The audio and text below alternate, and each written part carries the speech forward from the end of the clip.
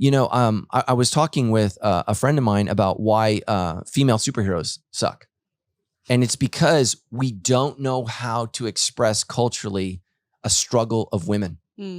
So think about Luke Skywalker and think about Rey. We love Luke Skywalker. Nobody loves Rey. And why is that? Luke's an idiot. Luke struggles. Luke goes into the cave to fight evil. Guess who it is? It's himself. He cuts the head off Darth Vader. And, I don't know if you're a Star Wars person. Little bit. Darth Vader's mask blows up. It's his face. Rey goes in to fight evil. It's just evil. It's not her. Luke Skywalker has to learn to swing a lightsaber. Rey just knows. That was lame. Like she just knows how to use this. She can fight all people. And I heard a director in Hollywood say this. He said, we know in our culture that men must become, women just are. It's not helpful. Wow. So we need to learn to let women struggle. And so I think that women feel pressures to be beautiful and to be, to look like they're 17 their whole life. I mean, that's gross. I'm not saying that's not real.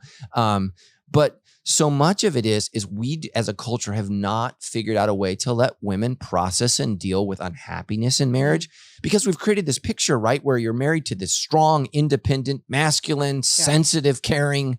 He goes to work. He goes to work, 9 to 5, and he comes home and he's a therapist. I'm like, what the heck, man? Men are men, and so part of it is embracing a man for who he is and just saying, okay, what are the weaknesses I can deal with? What are the weaknesses that have to change? Because we can't change everything about everybody. And I'm not saying, ladies, I'm not saying it's all your fault. I'm just saying there's an epidemic of unhappiness amongst women that we have never seen.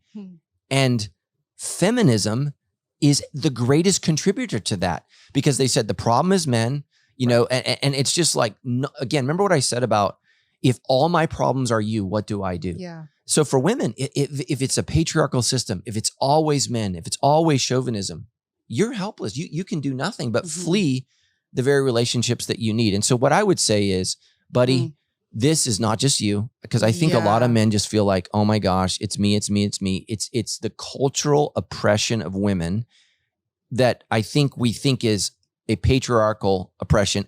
I think it's just some of what feminism was good.